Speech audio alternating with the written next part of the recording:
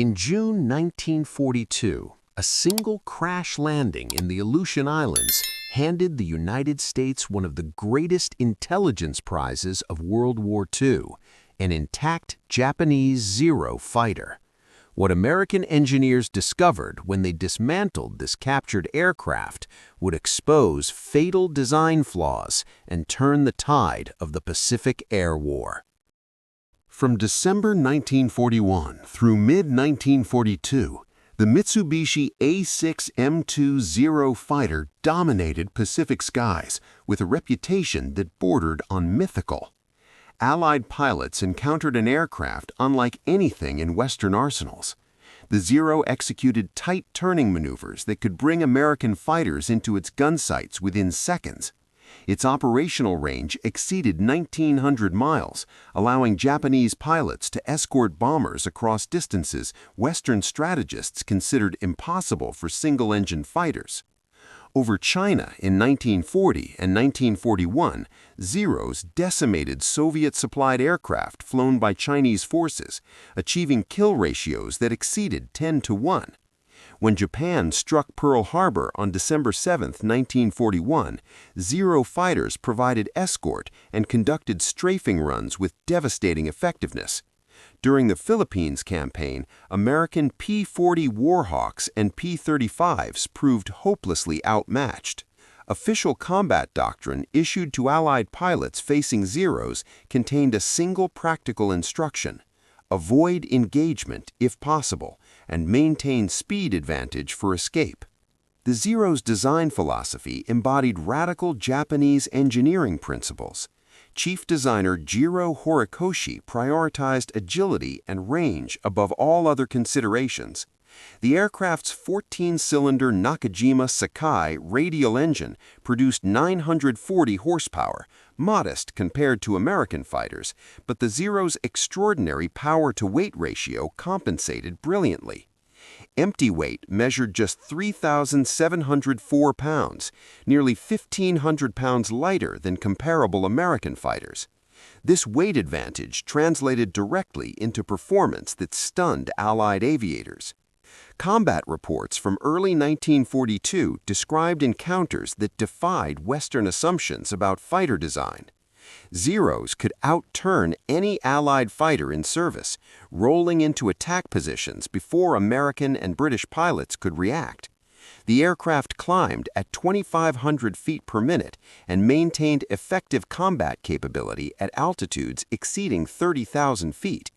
Its two 20-millimeter cannons and 2.7-millimeter machine guns delivered firepower sufficient to destroy bombers with brief bursts. Then came June 4, 1942. As part of a diversionary campaign in the Aleutian Islands, Japanese forces launched strikes against Dutch Harbor, Alaska.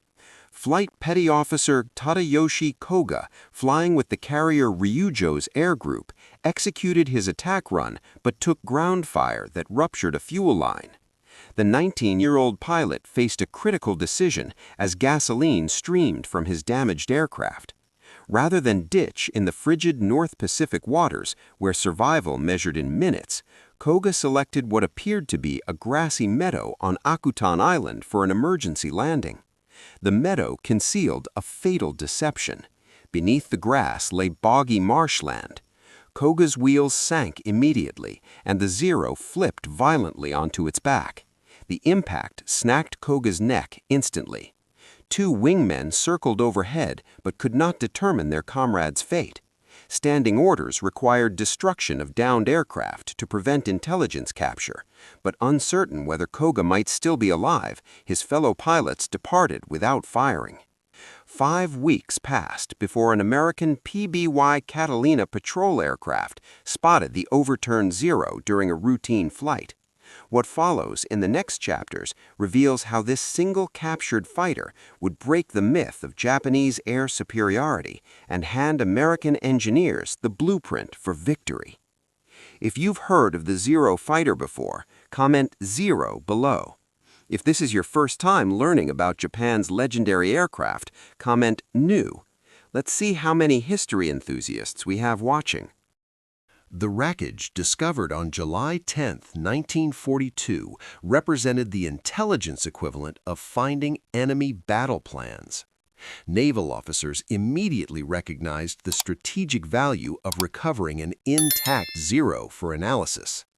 Lieutenant William Thies led the first recovery attempt on July 12, but the remote location and condition of the boggy terrain defeated initial efforts.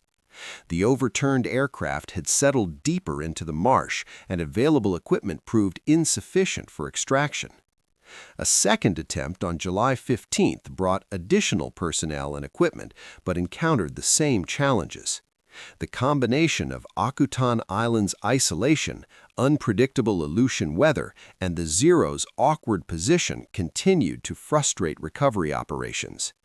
Time pressure intensified as intelligence officers recognized that Japanese forces might attempt their own recovery or destruction mission. The third attempt succeeded through persistence and improvised engineering. Recovery teams managed to right the aircraft and discovered the fuselage and wings remained remarkably intact despite the violent crash. Koga's body was removed and later buried with military honors. On August 1, 1942, the precious cargo arrived at Naval Air Station North Island in San Diego, California, where a specialized team of Navy engineers and test pilots awaited. The initial examination revealed manufacturing quality that impressed American engineers, despite wartime propaganda portraying Japanese industry as inferior. Craftsmen had assembled the aircraft with meticulous attention to detail. Every rivet, every weld, every connection point showed evidence of skilled construction. The aircraft's construction number, 4593, identified it as a relatively new production model built in early 1942. Repair work required approximately 4 weeks. Engineers replaced damaged components, repaired the ruptured fuel line that had forced Koga's emergency landing, and addressed structural damage from the crash impact. Original Japanese materials were used wherever possible to maintain authentic performance characteristics. American technicians marveled at the aircraft's ingenious design features, including its innovative folding wingtip mechanisms that reduced carrier deck storage requirements. By September 20, 1942, the Zero was ready for its first American test flight. Lieutenant Commander Eddie Sanders, an experienced naval aviator with extensive fighter combat experience, drew the assignment. Sanders had reviewed intelligence reports and combat accounts describing the Zero's capabilities, but nothing prepared him for the reality of sitting in the cockpit of Japan's premier fighter. The instrument panel displayed Japanese characters Sanders could not read, but the basic flight controls proved intuitive. The aircraft's lightweight construction became immediately apparent during taxi operations. Sanders advanced the throttle, and the Zero leaped forward, accelerating with eagerness that surprised even this experienced pilot. Takeoff occurred after a remarkably short ground roll. What Sanders discovered during 24 flights conducted over 25 days would fundamentally alter Allied fighter tactics and influence the design of American aircraft entering production. Each test flight methodically explored specific performance parameters, documenting the Zero's capabilities and, more importantly, its limitations. American engineers approached their analysis with systematic precision, documenting every measurement, every component specification, every design characteristic. Weight analysis revealed the core of the Zero's performance advantages and its fatal vulnerabilities. The airframe utilized extra super duraluminum, an aluminum alloy developed specifically for aircraft construction that offered excellent strength-to-weight characteristics. Skin thickness measurements shocked investigators. The Zero's fuselage skin measured just 0.032 inches in most areas, compared to 0.040 to 0.050 inches standard in American fighters like the F-4F Wildcat and P-40 Warhawk. This weight reduction strategy extended throughout the entire aircraft. Structural spars, ribs, and formers all utilized minimum practical dimensions to save weight while maintaining structural integrity under normal flight loads. The investigation revealed a complete absence of protective features considered essential in Western fighter design. No armor plating protected the pilot's position. No armor shielded the engine or critical fuel system components. The fuel tanks incorporated no self-sealing technology, meaning any puncture would result in catastrophic fuel leakage and likely fire. American engineers documented these findings with growing comprehension of the Zero's vulnerability to even minor combat damage. Engineers weighed every component and subsystem. The entire aircraft weighed just 5,313 pounds, fully loaded for combat, including pilot, fuel, ammunition, and armament. By comparison, the Grumman F-4F Wildcat, America's primary carrier fighter in 1942, weighed 7,952 pounds in similar combat configuration. The Zero achieved its legendary maneuverability by sacrificing nearly 2,600 pounds of protective systems and structural reinforcement. The Zero sacrificed pilot protection for performance. American designers chose survivability over agility. Which philosophy would you have chosen? The next chapter reveals how American test pilots exploited these discoveries. The propulsion analysis examined the Nakajima NK-1C Sakai 12 14-cylinder radial engine. This power plant produced 940 horsepower at takeoff and 950 horsepower at 14,500 feet, modest figures by 1942 standards. The Wildcat's Pratt & Whitney R1830 produced 1,200 horsepower. Yet the Zero's remarkable power-to-weight ratio of 0.177 horsepower per pound exceeded the Wildcat's 0.151, explaining the Japanese fighter's superior climb rate and acceleration.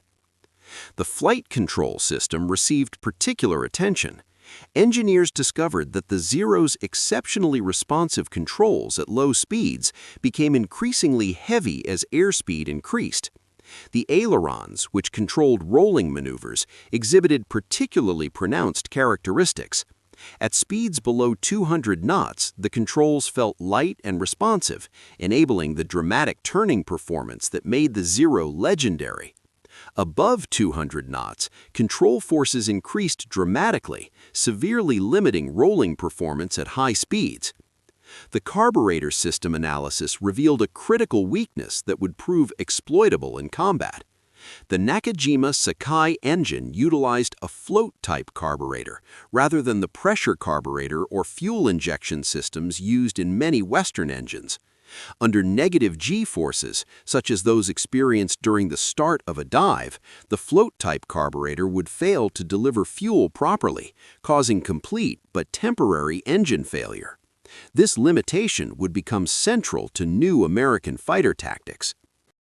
Lieutenant Commander Eddie Sanders approached each test flight with specific objectives designed to map the Zero's complete performance envelope.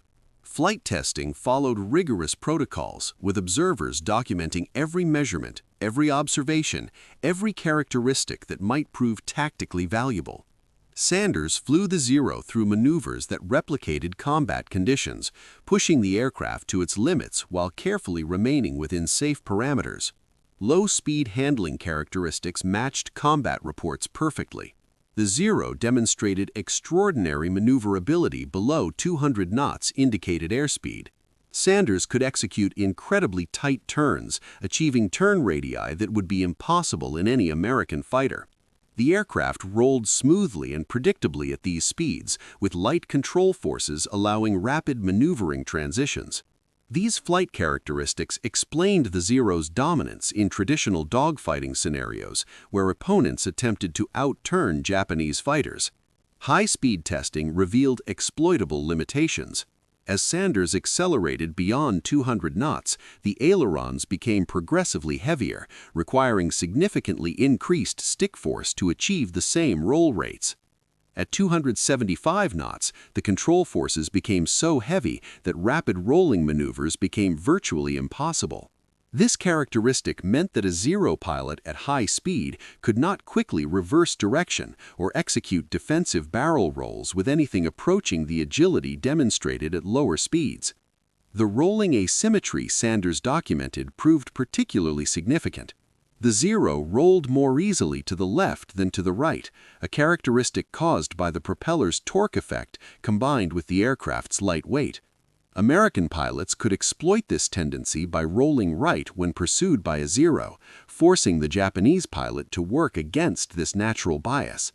While the advantage seemed small, in combat where fractions of a second determined life or death, such details mattered enormously. The carburetor characteristic testing produced the most tactically valuable discovery. Sanders executed a series of maneuvers that imposed negative G-forces on the aircraft. Each time, the engine coughed, sputtered, and quit entirely, exactly as engineers had predicted. The engine would restart after several seconds once positive G-forces resumed, but those seconds of vulnerability in combat would prove fatal. American pilots could exploit this limitation through a specific maneuver, a sudden pushover into a vertical dive with negative acceleration. Sanders documented the Zero's structural load limits through careful testing. The lightweight construction that enabled the fighter's agility came with restrictions on maximum G-forces the airframe could withstand. While American fighters like the Wildcat and the newly introduced F-6F Hellcat could sustain high G maneuvers during combat, the Zero risked structural failure if pushed too hard. Pilots who understood this limitation could force Zero pilots into situations where pursuing meant accepting dangerous structural loads. These findings were compiled into detailed intelligence summaries and distributed throughout Pacific Theater commands. Fighter squadrons received tactical bulletins explaining how to exploit the Zero's weaknesses. Rather than attempting to outturn the Japanese fighter, American pilots learned to use high-speed slashing attacks, diving through enemy formations, firing, and then using superior diving speed to escape before the Zero could respond effectively. New tactics like the Thatch weave, which positioned fighters to provide mutual support while avoiding sustained turning engagements, proved dramatically effective. The intelligence derived from the captured Akutan Zero transformed Allied fighter doctrine throughout the Pacific Theater. Squadron briefings incorporated specific tactical recommendations based on Lieutenant Commander Sanders' test flights and the detailed engineering analysis. American pilots learned that victory against the Zero required discipline to avoid traditional dogfighting tactics that played to the Japanese fighters' strengths. The boom and zoom tactic became standard practice. American fighters would position themselves at higher altitude, dive through Zero formations at maximum speed, fire concentrated bursts, and continue diving away rather than attempting to climb back into a turning engagement. The Zero's poor high-speed handling meant Japanese pilots could not effectively counter these attacks. The carburetor limitation meant that Zero pilots attempting to follow American fighters into negative G dives would experience momentary engine failure, leaving them helpless during those critical seconds. The Thatch weave, developed by Lieutenant Commander John Thatch before the Akutan Zero's capture, received validation and refinement based on the captured aircraft's test results. This defensive tactic positioned two American fighters in a weaving pattern that made it nearly impossible for a Zero to achieve a sustained firing position on either aircraft. When a Zero pursued one fighter, the other would cross behind and threaten the pursuer, forcing the Japanese pilot to break off the attack. This tactic exploited the Zero's inability to execute rapid, high-speed reversals. The intelligence reached Grumman Aircraft Engineering Corporation, which was developing the F-6H-6 Hellcat to replace the Wildcat. Engineers incorporated specific design features to maximize advantages against the Zero. The Hellcat received armor protection for the pilot, self-sealing fuel tanks, and heavy armament consisting of 6.5 caliber machine guns. The aircraft's 2,000 horsepower Pratt & Whitney R2800 engine provided excellent high-speed performance and diving acceleration. While the Hellcat could not match the Zero's low-speed maneuverability, it excelled at high-speed combat, where the Japanese fighters struggled. Combat results validated the tactical revelations from the captured Zero. In June 1942, before widespread dissemination of the Akutan Zero intelligence, American fighter pilots achieved approximately even exchange ratios against Japanese aircraft. By late 1943 and throughout 1944, after the new tactics and aircraft designs took effect, American fighters achieved kill ratios exceeding 6-to-1. The F-6H-6 Hellcat alone destroyed 5,223 enemy aircraft while losing only 270 Hellcats in air combat, an extraordinary 19-to-1 ratio. Japanese aviation historian Masatake Okumiya, who served as a staff officer with the Imperial Japanese Navy during the war, later assessed the Akutan Zero's capture as strategically damaging as Japan's defeat at Midway. The intelligence advantage it provided allowed Americans to neutralize the Zero's technological superiority without requiring years of development for a superior aircraft. American pilots could defeat Zeros using existing aircraft simply by applying tactics specifically designed to exploit known weaknesses. The Zero's reputation never recovered. By 1944, the once feared fighter had become easy prey for American pilots who understood its limitations and had aircraft designed to exploit them. Japanese aviation industry struggled to develop successor designs while maintaining Zero production to replace mounting losses. The Zero remained in frontline service until war's end, but increasingly saw employment in kamikaze operations rather than traditional fighter missions. The captured aircraft itself met an ignominious end. On February 14, 1945, during a training accident at Naval Air Station San Diego, a Curtiss SB-2C Helldiver suffered an engine failure and crashed into the parked Zero. The Helldiver's propeller shredded through the Zero's lightweight fuselage, destroying the historic aircraft.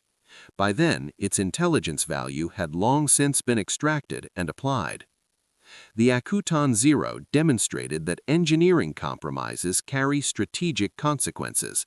The Japanese design philosophy prioritized specific performance parameters while accepting vulnerabilities that seemed acceptable in 1940 but proved catastrophic once American engineers understood and exploited them.